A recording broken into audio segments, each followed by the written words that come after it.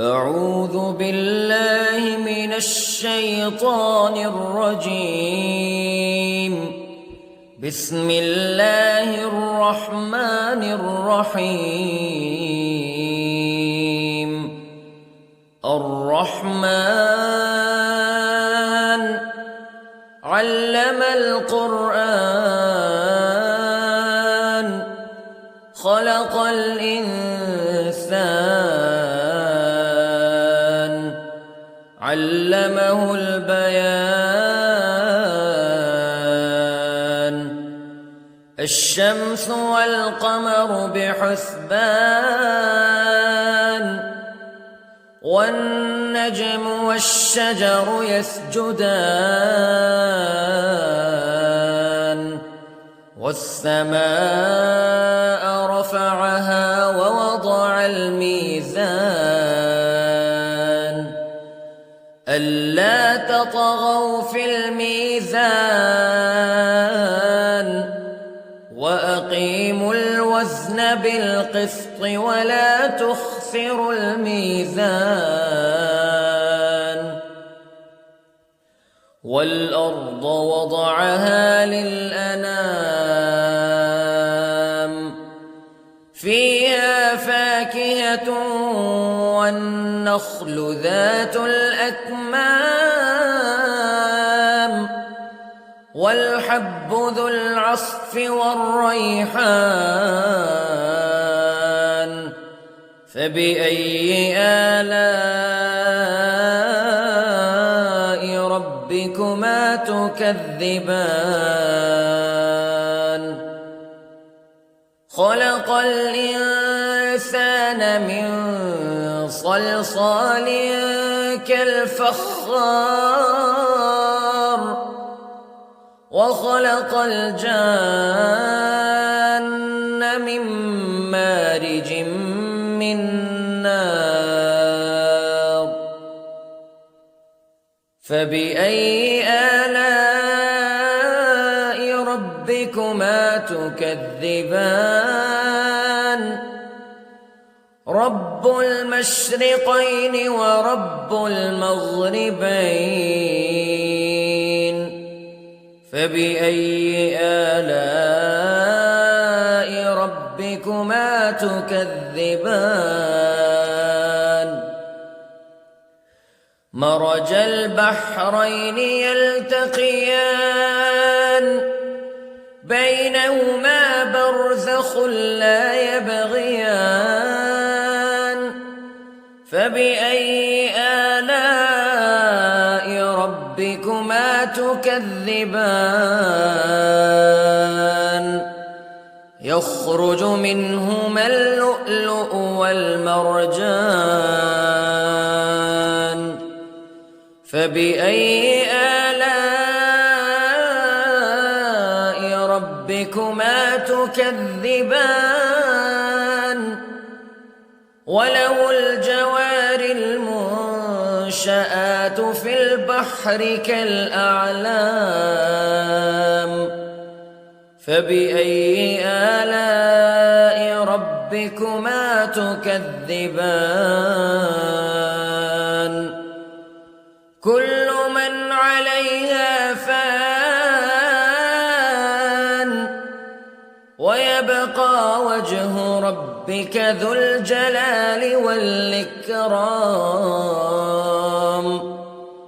فبأي آلاء ربكما تكذبان.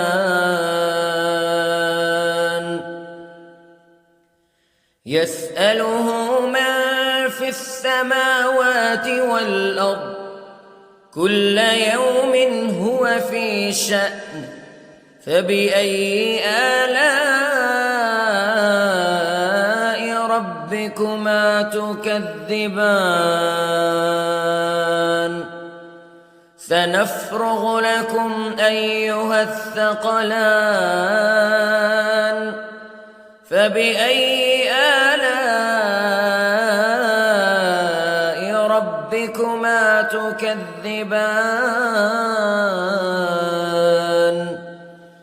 يا معشر الجن والإنس استطعتم أن تنفذوا من أقطار السماوات والأرض فانفذوا لا تنفذون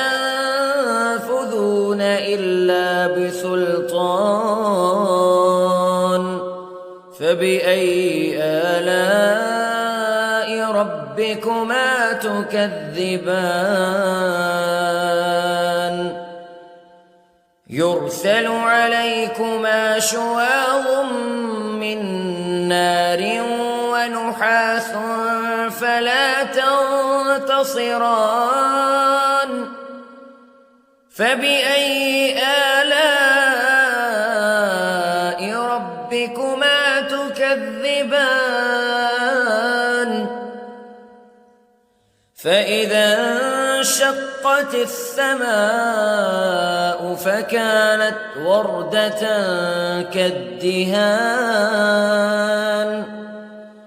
فبأي آلاء ربكما تكذبان فيومئذ لا يسأل عن ذنبه إنس ولا جان فبأي آلاء ربكما تكذبان يعرف المجرمون بسيماهم فيؤخذ بالنواصي والأقدام فبأي آلاء ربكما تكذبان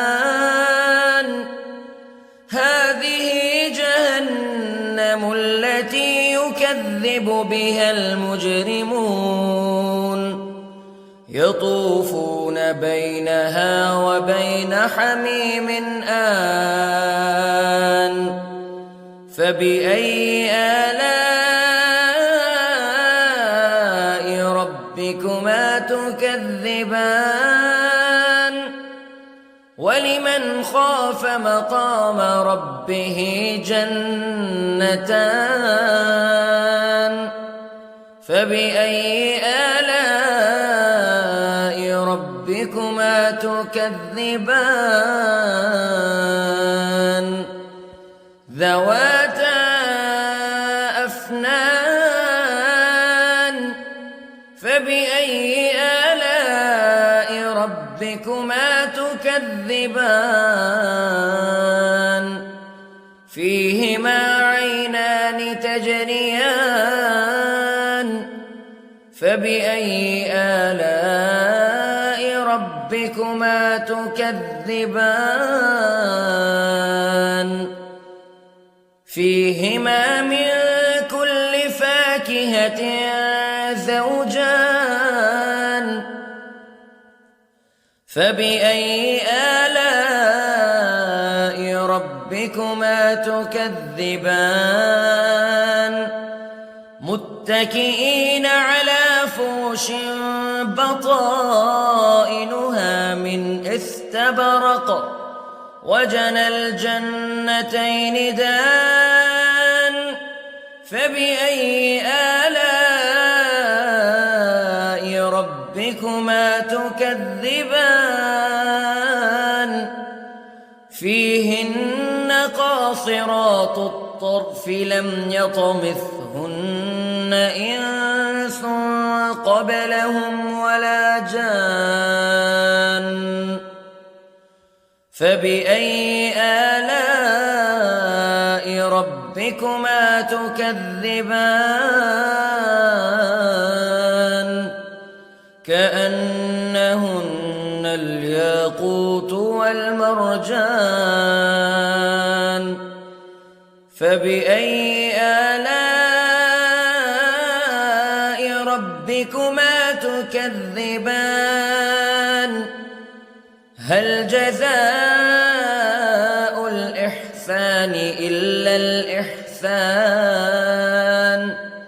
فبأي آلاء ربكما تكذبان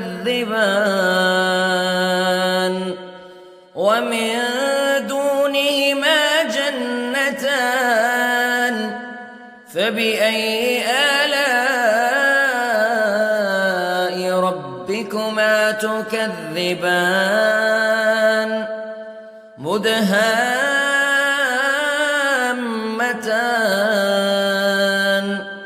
فبأي آلاء ربكما تكذبان فيهما عينان نضاختان فبأي آلاء ربكما تكذبان فيهما فاكهة ونخل ورمان فبأي آلاء ربكما تكذبان فيهن خيرات حسان فبأي آلاء ربكما تكذبان حور مقصورات في الخيام فبأي آلاء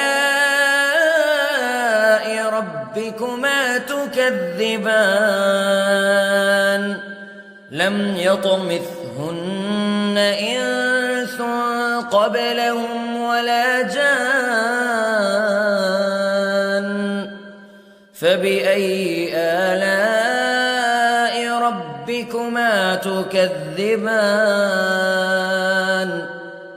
متكئين على رفرف خضر وعبقري حسان فبأي آلاء ربكما تكذبان تبارك اسم ربك ذي الجلال والإكرام